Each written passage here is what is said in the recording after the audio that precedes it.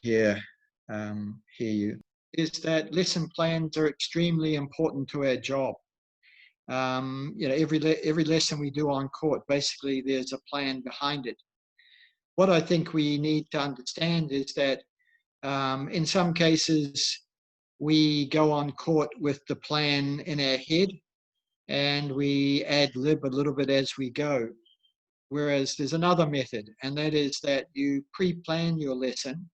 And that's really what we're going to deal with today, pre-planning your lesson. Now, the advantages of pre-planning a lesson are that you are able to, I think, stay on course and just get a more logical progression of ideas. And over the long term, you tend to cover more topics and your players benefit by that.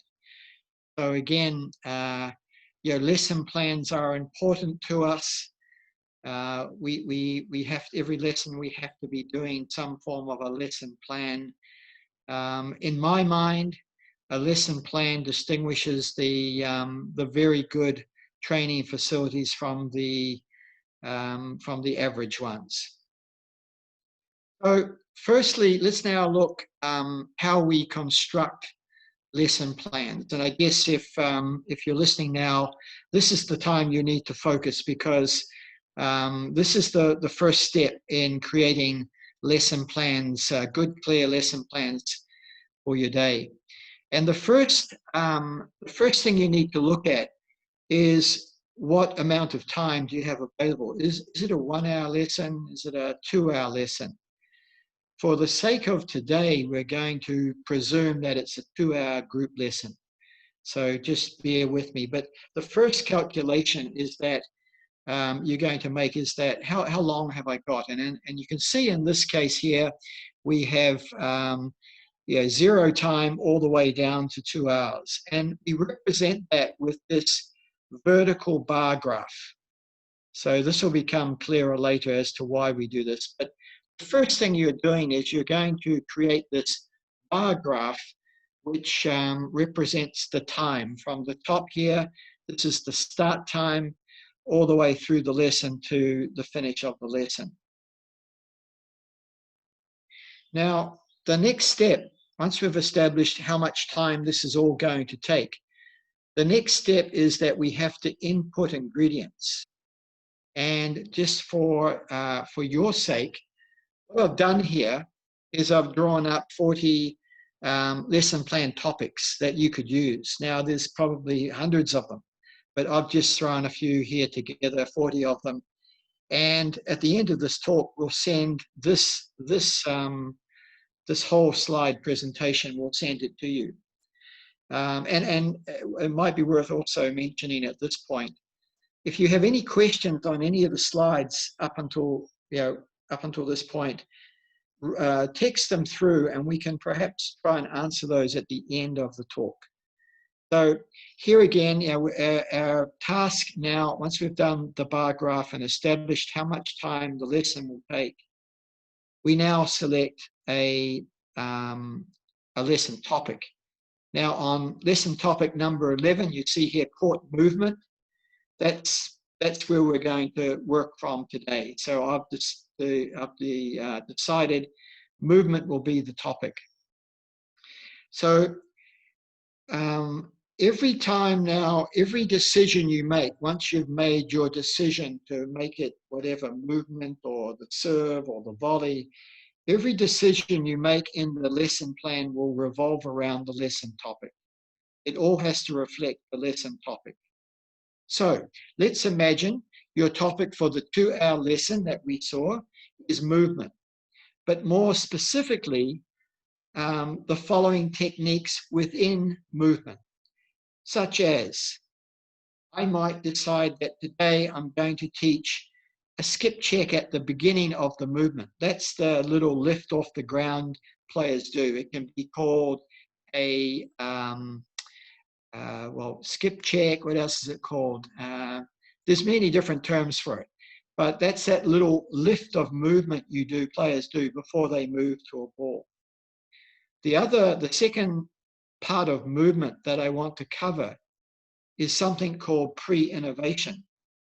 And pre-innovation is the ability to touch the ground and leave the ground very quickly. So basically, the lightness of your movement. Pre-innovation is the ability for your foot to land and come off the ground at a very fast rate. It's called pre-innovation. So you'll hear this term throughout this talk. And yeah, pre-innovation is the ability to touch the ground for as short a time as possible. So we've now established how much time we're going to have for the lesson. We've also decided on the lesson topic, which is movement. And these are the two main ingredients we want to teach within the lesson. And what I've done now is I've taken the broad outlines that I probably want to include in my 2 hours. And you can see here as we go through them, yeah, we'll obviously do a warm-up. The warm-up is, it's something we all do before sessions. So we'll do a warm-up.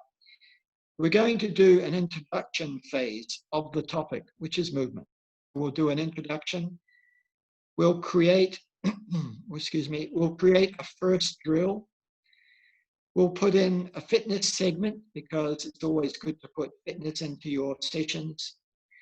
We'll create a second drill. We'll have a period of playing points.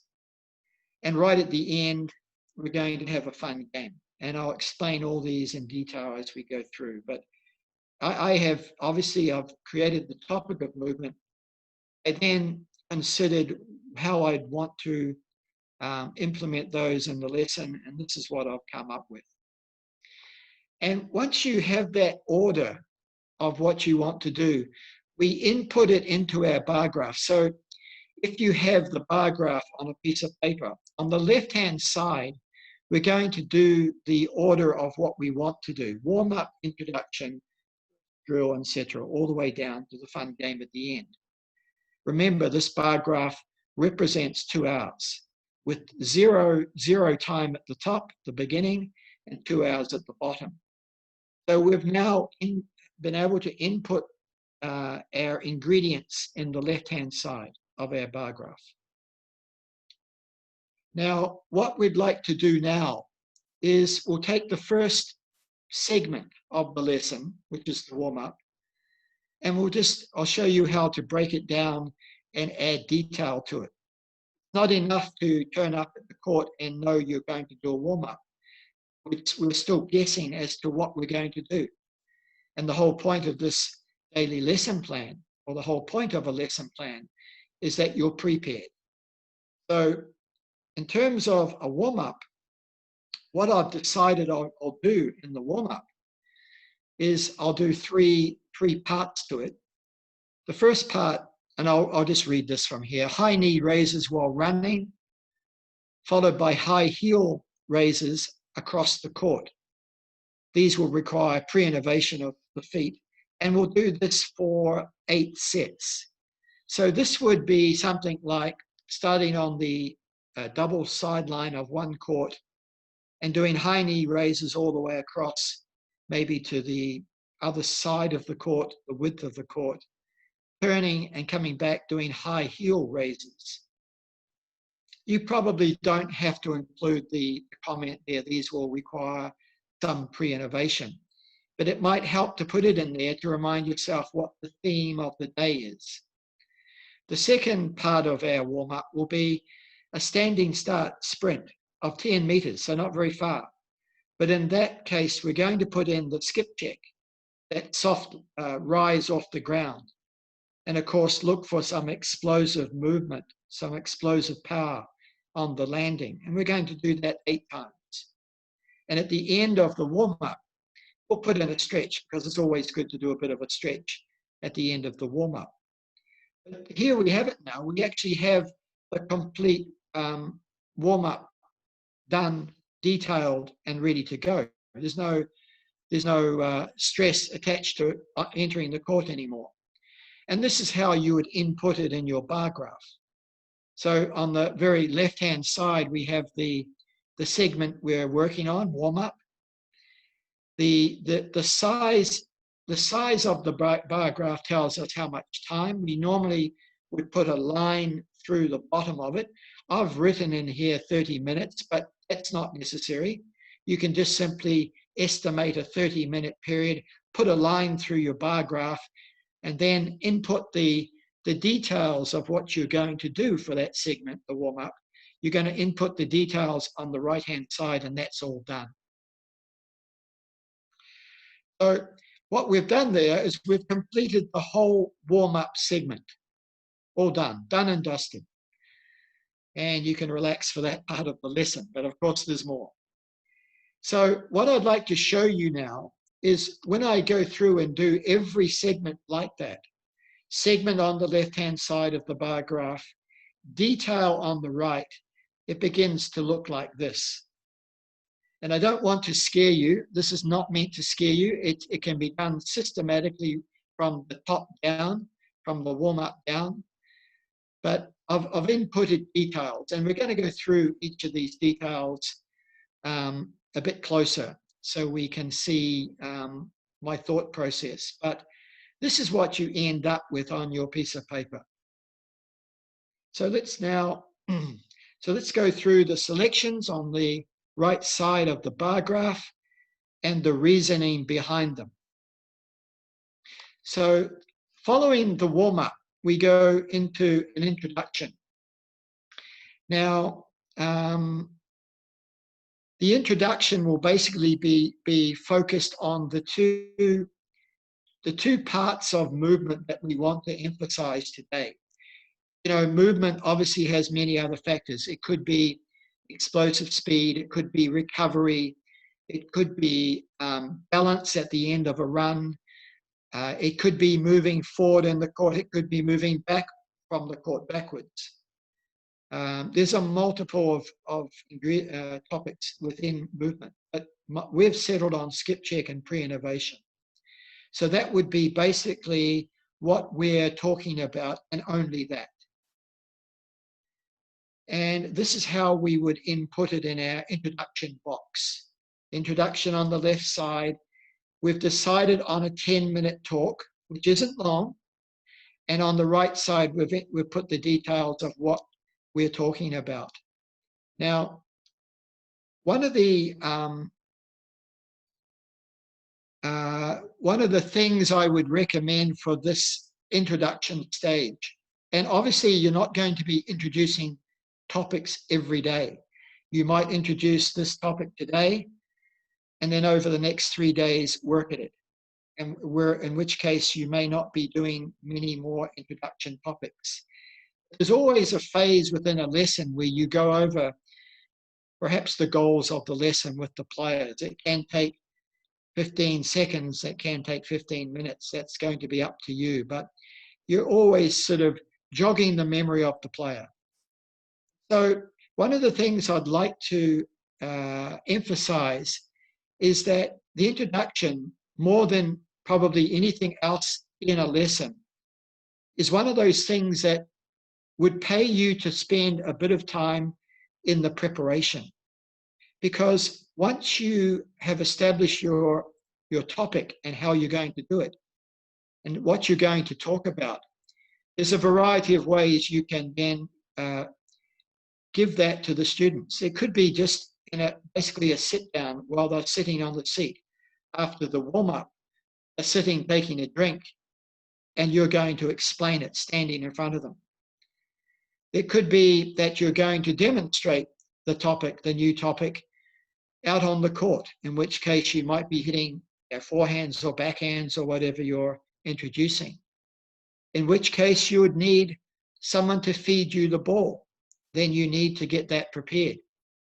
You could need cones in the introduction to demonstrate another facet of another topic. So this is the time when you really want to spend a little bit of time and get your act together so that it looks like and feels like to the player that you're organized and you know what you're doing. So following on from the introduction, we've got to now, we've got that segment called first drill. And what you're really trying to do in this first drill is you're trying to introduce the topic, and the players are obviously with the drill, they're on the court, they're working now with the ball. The players need to try what you've just introduced, but in a very basic and simplistic way. So don't overdo the first drill. And what I'm suggesting here, and the benefit of having them in this sort of very basic drill first is that you're able to go around and guide and mentor them during this stage, because it will get more difficult later in the lesson. And with that input, this is what it looks like. So we have, again, the segment that we're dealing with now is that first drill. We're going to allow it 15 minutes, and we know that by this line underneath, and it's going to roughly equal 15 minutes. And on the right side, the decision I've made has been to go with a mini tennis segment where we're emphasizing the skip check and the pre-innovation, the landing and the movement to the ball. Once we have done a little bit of that, where I've been able to go around and guide and mentor any misunderstandings on the topic, I have then decided we will progress back to the baseline. But again, nothing very difficult. We'll just go back and rally up and down on a half court. And again, though, you're monitoring the skip check and the pre-innovation on landing. And then we bring in this fitness segment, and this may seem a little odd to put it in now, but up until this point, I've been focusing fairly hard, and it's probably time to let the brain breathe a little bit. And what we can do is actually slip in skip check and pre-innovation in a little bit of a cunning way. So again, I've taken the topic of movement and specifically the two elements of skip check and pre-innovation, and I'm going to now slip them into our fitness segment as well. And how I do that is I'm going to organize a 30-minute sprint from a standing start and times 10. And the whole time I'm going to be critiquing the players on just those two things. So this may be a good time to mention that whenever you have these topics and you have these lesson topics that you're trying to nail down, it's a good idea not to get too involved with other things, even though you see them. Try to stay focused on that specific lesson for that day. And this is how we would input it. We've got the segment on the left again. We're going to do it for 10 minutes, and it will involve a 30-minute sprint times 10. And it's all very clear now. Then we come to the second drill. And the second drill, by nature of what we do now, is going to be more difficult than the first drill. It should be a definite step up. And if players get used to this grading up all the time of your lesson, they understand in the beginning that you're going to be teaching whatever very basically, but there will be difficulty coming. So I think long term, it teaches the student to be very focused on what you're doing if you structure the lesson like that. And so here it is. The second drill is going to be given 15 minutes. We're going to do a 3-on-1 with one player by themselves at one end, hitting left and right, forehand to backhand, to a team at the other end. And each team member at the other end will get 6 balls and then change out after 6 balls. So forehand, backhand, forehand, backhand, forehand, backhand, come out. The whole time you'll be monitoring only those two things of skip check and pre-innovation. And then also you're going to want to rotate that one player at the other end. You're going to have to rotate him or her at a regular time, maybe after 5 minutes each, or 6 or 7 minutes or whatever. Then the next part is points, and those who know me will know that I always put points in lessons. And in this case, if you look back over what we've just planned, the player has done quite a lot of work now and focused on those key movement factors. Now it's time to put them into points. But obviously, before you send them out for points, you're going to want to emphasize that, hey, people, we need you to focus on those two things during points. So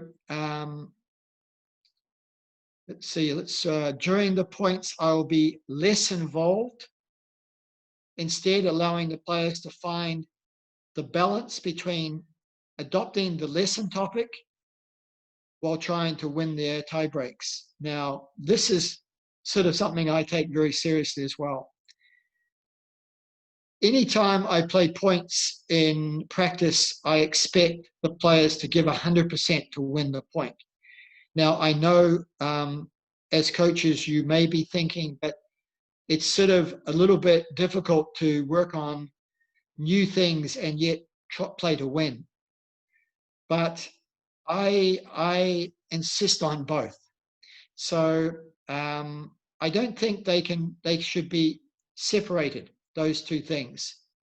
Because come time for matches, tournaments, you're going to expect the improved movement around the court, along with a desire to and a lot of guts to try and win the points in the match.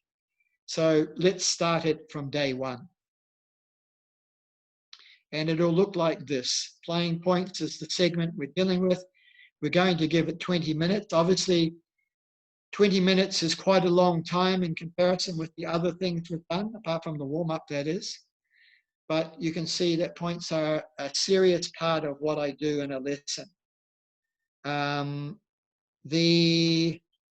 going to play 7-point tie breaks, and I'm going to continually monitor the skip check and the pre-innovation. And I do this by moving around the courts constantly. Let's say you've got one court, that's obviously a lot easier. But even if you've got 3, 4, 5 courts going with this topic, keep drifting around and monitoring. You're reciting a mantra, the skip check and pre-innovation mantra, and helping players if they're having difficulty, or simply reminding them of what they have to do.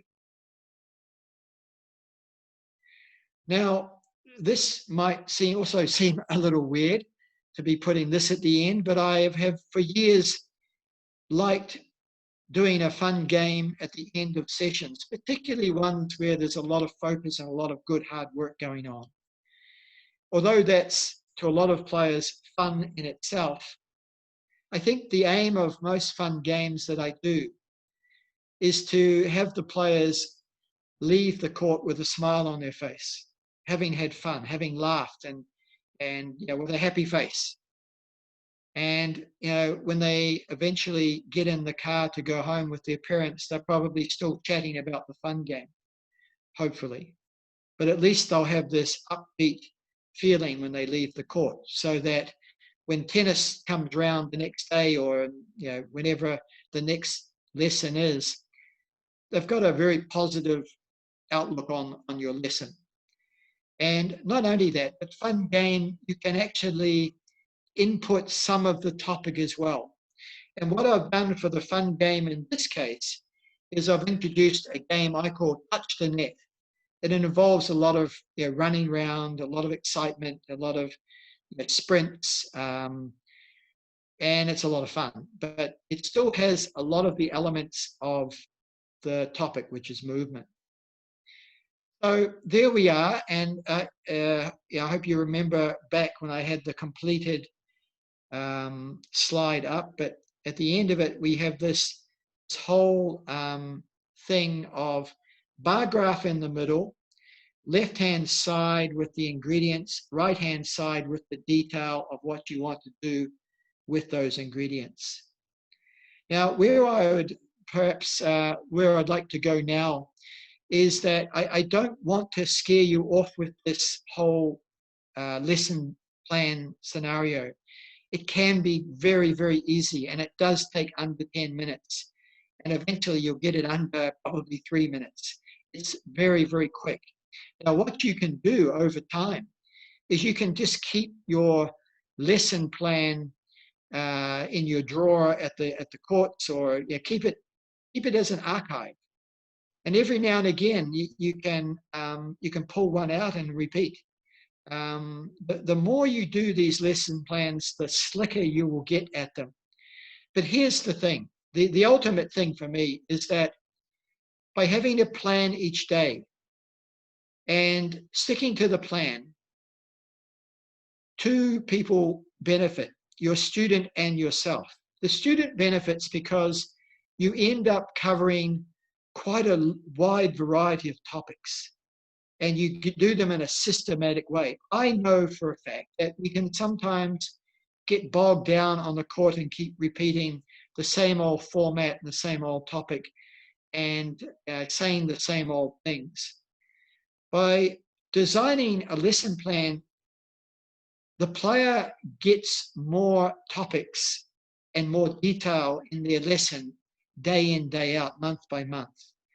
And not only that, because you've had to spend a few minutes to try and think about, the segments and then the detail that you want to put in each segment, you're also getting that knowledge is building up inside you. And that after a few months, you've learnt a lot more than you would have if you had just gone to the court and improvised the lesson without too much structure. So I really, really encourage you to adopt some systematic structure to your planning of the day. We all have to be on the court, so let's make it organized and let's learn along with the student. So that's the conclusion of the talk. Let me just check now. There may be some questions coming through. Manjeet, are there any questions that we need to answer here from somebody? Yes, sir, we have few questions. The first question is, how do we remember the whole lesson plan on court? Okay, all right. So what I normally do is I will write it on a piece of paper, a scrap piece of paper. Doesn't have to be fancy. Write it on a small piece of paper. You've just got a little bit of writing to do. And then put that in your pocket. Take it out on court. And there is no shame in pulling that piece of paper out and referring to it often. In fact, it looks highly organized. I mean, I still do it now. If I have a lesson plan in my pocket, I am not ashamed to pull it out and study it. Am I on track? What's coming next? How much time do I need? Have I got left for this drill? I often refer to my watch, not because I want to go home early, but because I'm checking to see how much more time is left in this drill, how much more time is left playing points, all these things. So write it on a piece of paper, back of an envelope, anywhere you like, but it's really, really, it's fine to have it on court with you. It helps. Any others there, Manjeet? Yes, sir. The next question is, when are the drink breaks? Okay, so I haven't, that's the best question of all. I haven't actually put the drink breaks in the diagram, and I did that for a reason. I knew you had to have them, but I didn't want to clog the diagram up. I wanted you to see clearly, warm up to introduction to first the fitness. I just wanted to show you the uncluttered version. Of course, you're probably going to calculate drink breaks of up to 5 minutes or so. Maybe that's even too long, I'm not sure. But drink breaks are really important. Apart from the fact you're getting water, are also a good time to discuss what's just happened in the previous segment, and often a good time to set up the next part of it, the next segment.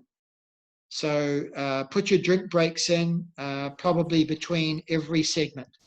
Okay, that's a good question. Any more there? Yes, sir. The third question is, what about the various level, likes from beginner to advanced level? Right. Okay, now to me, a lesson plan is really, really valuable for both ends of the scale.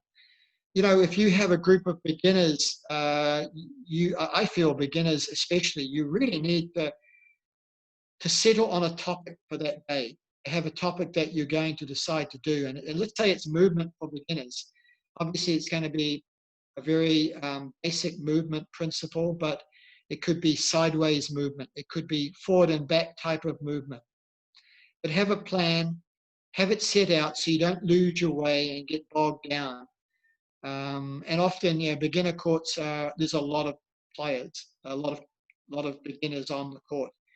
So be organized for beginners. And then at the other end of the scale, for very advanced players, I mean, even with a top player that I would coach, I still would have a plan in my pocket as to the sequence of what I want to do. Otherwise, you just get lost. And I don't think it really matters between having beginners or advanced. It just, you can get lost in your lesson without a framework, a roadmap. And that's what the lesson plan is. It's a roadmap. Any others there? Yes, sir. The last question is from Abhay Kumar Sharma. How much should the intensity level of fitness be after the first drill?